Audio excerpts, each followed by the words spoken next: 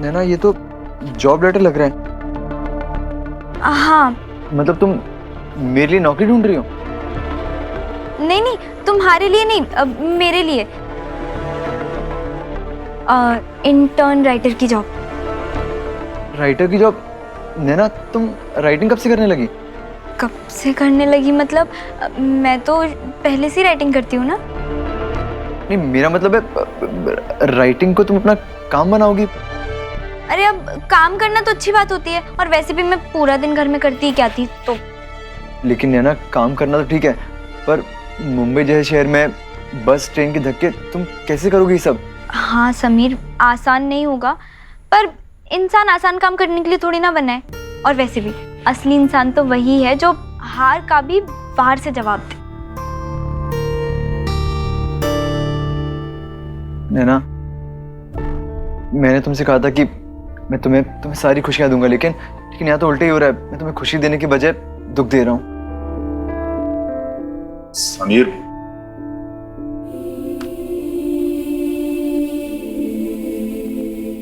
नैना ने तुमसे शादी की है, अच्छे बुरे वक्त में तुम्हारा साथ निभाने का वादा किया है। इसकी पढ़ाई लिखाई किस काम की अगर तुम्हारे काम ना आए? और मुझे भी लगता है कि काम करने में कोई बुराई नहीं है। ये देखो, ये अब से मैं भी सोसाइटी के बच्चों को पढ़ाऊंगा। मैं भी अपनी तरफ से कोशिश कर रहा हूं। नैना जो कर रही है बिल्कुल सही कर रही है। अच्छा हाँ, मैं इसे सोसाइटी के नोटिस बोर्ड पे चिपका के आता हूं। हाँ, अभी आता हूं।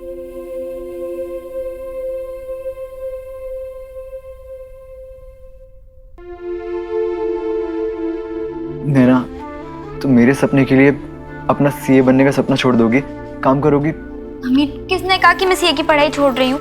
मैं दोनों काम एक साथ कर सकती हूँ ना। ये सब ना मैं सिर्फ तुम्हारे लिए नहीं कर रही हूँ, हमारे लिए कर रही हूँ। समीर, आसान नहीं होगा, पर जब मैं पूरे दिन के बाद घर आकर तुम्हारा हंसता हुआ चेहरा देखूंगी ना, तो सारा स्ट्रगल ना शहद जैसा लगेगा। तुम ना बस भरोसा रखो, खुद पर भी और मुझ पर भी। और वैसे भी सपने और अपने ऐसे पीछा नहीं छोड़ते। नैना, हम सेलिब्रेट करेंगे।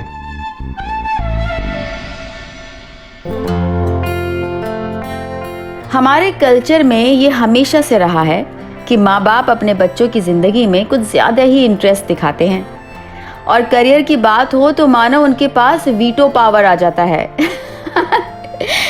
लेकिन शायद मैं लकी थी।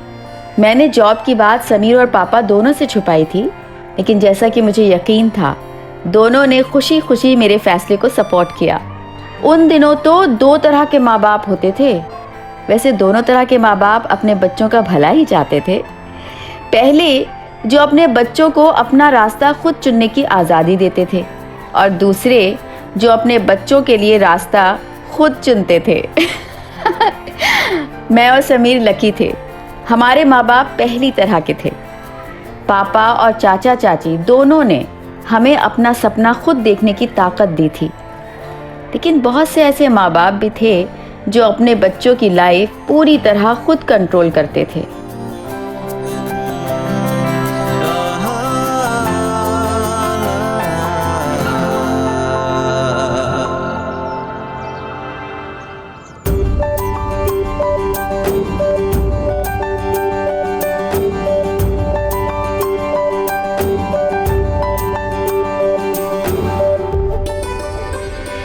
नैना, मैं चाय नाश्ता खुद बना लूंगा, जाओ तुम तैयार हो जाओ।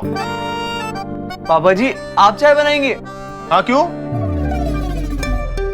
अरे तुम्हारे बोगदा पुल के नीचे वाले भजिया नहीं बनाने, चाय बनानी भाई, बना लूंगा।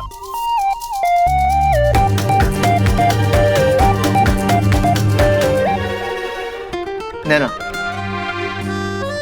आज तुम्हारा ऑफिस का फर्स्ट डे है ना, उसके लिए ऑल द बेस्ट। पापा, आप नहीं खिलाएंगे? आप दोनों साथ में खिला दीजिए। ठीक है।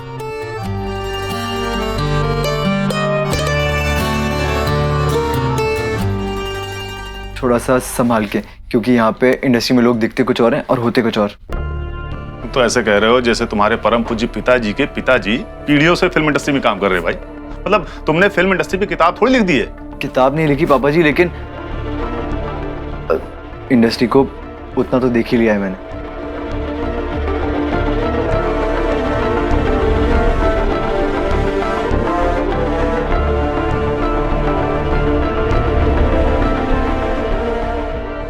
तुम्हारा दिमाग खराब है, तुम 50,000 का चेक छोड़ा है। नैना, वो अगर 50 करोड़ का भी चेक होता ना तो भी मैं नहीं करता। अरे ले लिया होता ना चेक, मुझे कोई प्रॉब्लम नहीं होती। मुझे लगता है आज पापा और बेटी दोनों कसम खा के आए मुझे तंग करने की। मजाक कर रही थी बाबा, मुझे पता है तुम कभी भी ऐसा कुछ भी नहीं करोगे, और अगर करोगे ना तो जान ले लूंगी मैं तुम्हारी।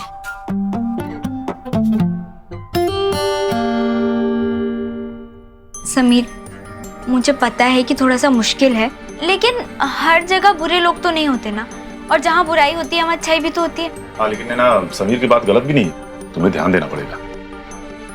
यहाँ कौन कब क्या कर दे कोई भरोसा नहीं है।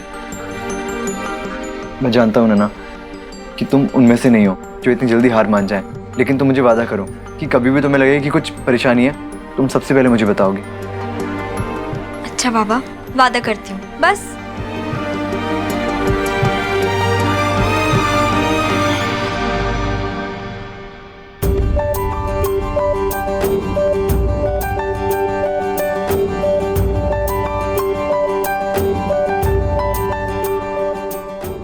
और नैना महेश्वरी जी। आपकी सीट वहाँ पर है, जाकर बैठ जाइए, थोड़ी देर में कोई ना कोई काम आपको समझा देगा। ठीक है।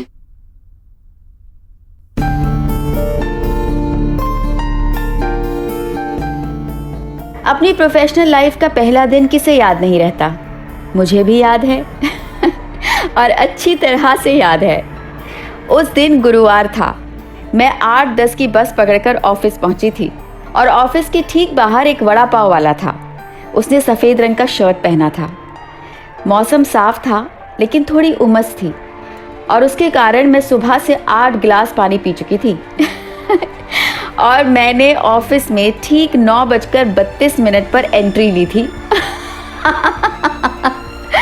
देखा कितनी अच्छी तरह से याद है मुझे, और याद क्यों ना हो, वो दिन जिंदगी का एक बहुत ही ज़रूरी पड़ाव जो था, और मैं उम्मीद कर रही थी कि ये पड़ाव हमें हमारे सपने के और करीब ले जाएगा।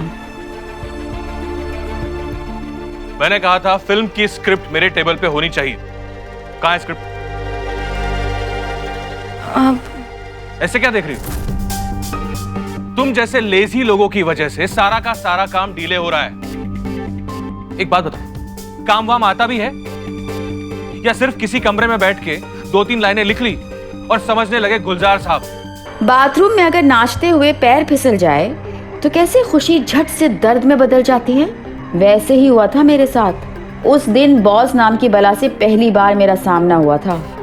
आप स्कूल या कॉलेज में कितने ही बड़े टॉपर रहे हों, ऑफिस के पहले दिन आपको पता चल जाता है कि आप कितने पानी में हैं। और सच कहूँ तो डांट खाना भी एक कला है जो डांट खा खा कर ही सीखी जा सकती है। अब चाहे गलती की हो या ना की हो, डांट सहने की आदत तो डालनी ही पड़ती है। सर वो मैंने आज ही ज्वाइन किया है, इंटर्न राइटर हूँ। इंटर्न हो? पर एक मिनट, राइटर तो हो ना? टेल मी, क्या क्या लिखा है तुमने? मतलब कुछ फिल्म लिखी होगी या कोई सीरियल लिखी होगी, किताब विताब तो लिखी होगी? नहीं, वो मैंने एक एड लिखा था। मैं आज के पहले की बात नहीं कर रहा हूं, आज की बात कर रहा हूं। आज सुबह से अब तक क्या क्या लिखा है आपने? दिखाइए। आज तो कुछ नहीं लिखा। कुछ नहीं लिखा? तो अपने आप को राइटर क्यों समझते हैं आप? हाँ, सिर्फ यहां पे आके बैठने के लिए नहीं बुलाया है तुमको, कुछ काम करने के लिए बुलाया है।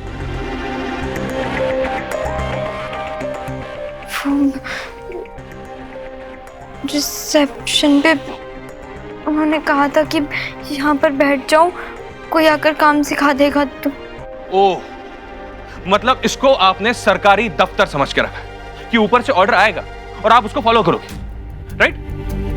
Late me tell you one thing, यहां पे आपको कोई कुछ नहीं बताएगा। आपको खुद जो आता है वो करना होगा, खुद जो आता है वो लिखना होगा। समझ में आया? नहीं, और मुझे लगता भी नहीं कि तुम्हें कुछ समझ में आएगा, क्योंकि वो एक कॉम होती है ना जो जिंदगी भर सिर्फ और सिर्फ असिस्ट करते रहती है। तुम उनमें से बिलोंग करती हो। And I'll make sure that you will stay there. हाँ, ज्यादा से ज्यादा अपने बॉस को चाय पानी पिलाते रहना, राइट? हाँ, वो फाइल हो गई? ठीक है, इसको दे देना।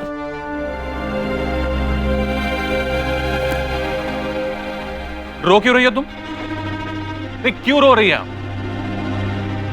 ओ अच्छा, मैंने आपको डांट दिया इसलिए आपको रोना आ रहा है। मतलब मुझे आपको डांटना भी नहीं चाहिए था as a senior, right? I am extremely sorry madam, I am extremely sorry. मैंने आपको इस तरह से सब बोलना नहीं चाहिए। तो क्या मैं आपका पिता हूं जो आपको बिठा के अच्छे से समझाऊं? देखिए, ये रोना धोना अपने घर पे छोड़ के आना। यहां पे सिर्फ काम होता है और सिर्फ काम होता है। And next time, please show me some professional attitude. Did you get me? बेटा।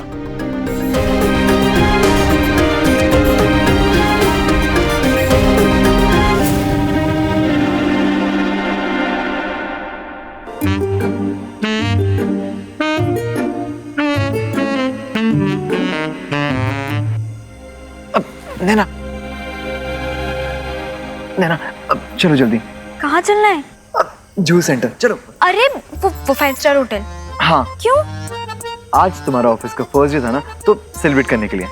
अच्छा, और 5 स्टार होटल में जाने के लिए पैसे कहाँ से आएंगे? हम उस होटल में नहीं जाएंगे, उसके बगल में एक और होटल है, हम वहां जाएंगे और ढेर सारी बातें करेंगे समंदर से। अच्छा, क्या बातें करेंगे? सबसे पहले तो थैंक यू बोलेंगे और उसके बाद मैं चिल्ला चिल्ला के कहूंगा, समुंदर देख लो, नैना तुम्हें अपनी मुट्ठी में करने आ रही है। और मुझे लगता भी नहीं कि तुम्हें कुछ समझ में आएगा, क्योंकि वो एक कॉम होती है ना जो जिंदगी भर सिर्फ और सिर्फ असिस्ट करते रहती है। तुम उनमें से बिलोंग करती हो।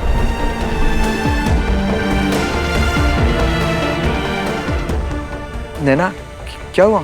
आपने कभी बिन मौसम के एक बादल को बरसते हुए देखा है, जहाँ सिर्फ एक जगह बारिश हो रही हो और आसपास सब सूखा हो? उस दिन कुछ ऐसा ही हुआ था।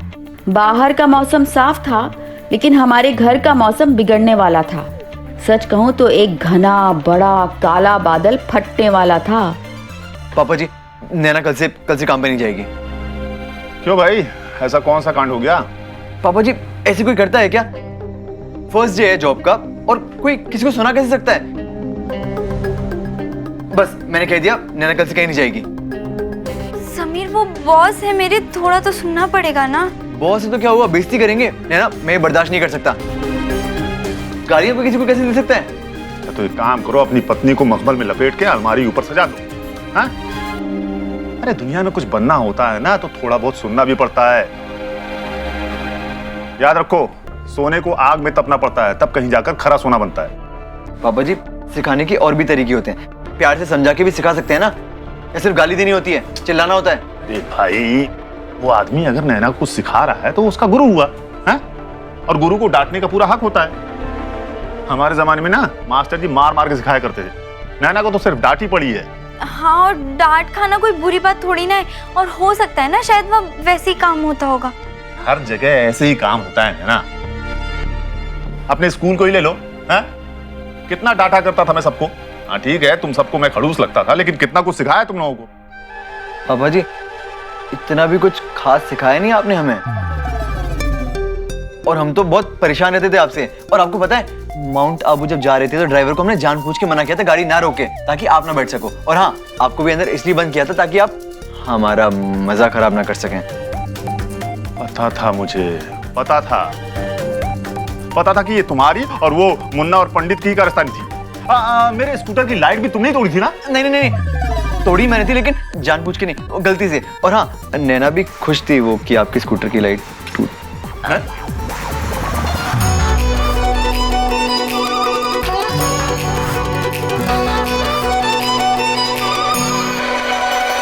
चल निकल, निकल जा मेरे घर से।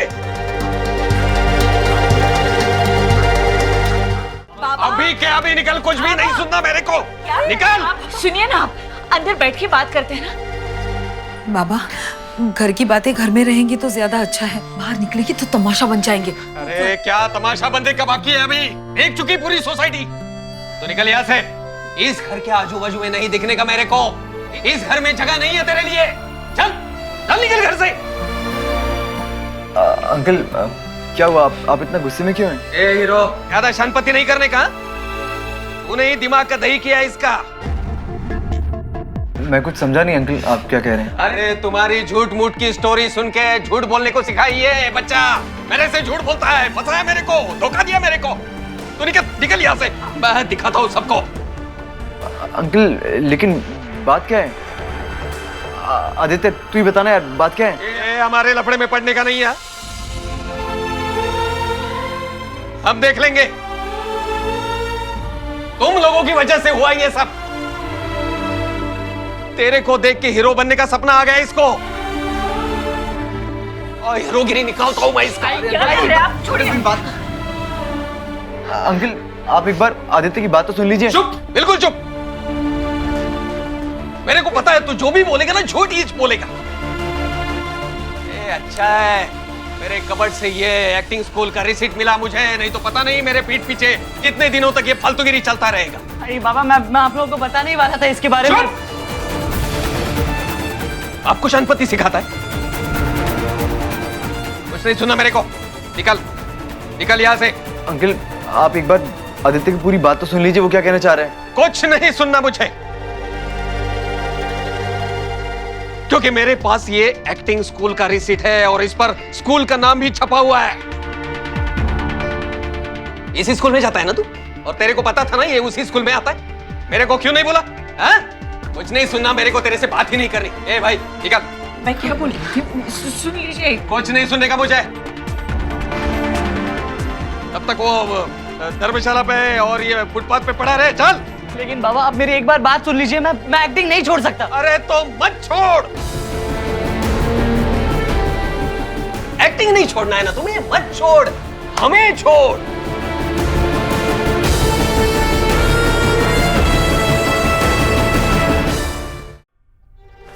चलो अंदर।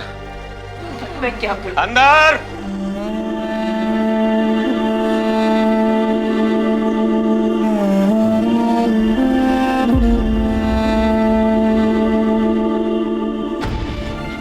आई।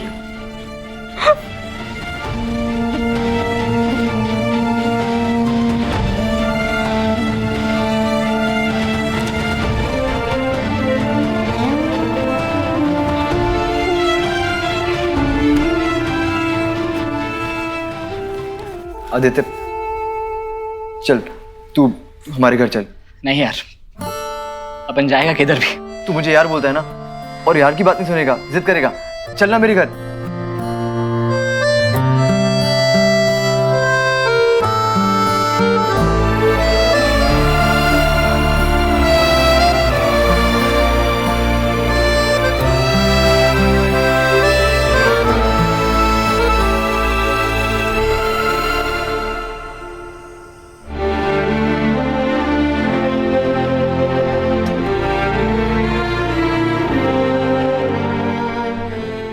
आदित्य बेटा, भूखे रहने से कुछ नहीं होगा।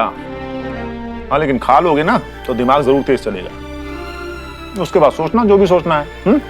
खाना खाओ। तो ये बात ही समझ में नहीं आती। अगर बच्चे अपने शौक को सपना बनाना चाहते हैं तो माँ बाप को क्या प्रॉब्लम होती है? आदित्य तुम ना टेंशन मत लो, अंकल को अभी भी पता चला है ना अचानक से, इसलिए गुस्से में होंगे। अरे मान जाएगा तेरा बाप, बुढ़ाऊ है, थोड़ा किटकिट करता है।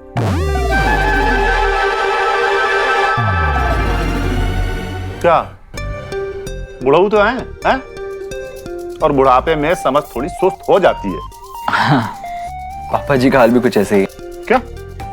माना सबका अपना अपना सोचने का तरीका होता है, लेकिन कुछ भी कहो, माँ बाप का साथ ना हो तो उस सोच को सहारा कभी नहीं मिलता।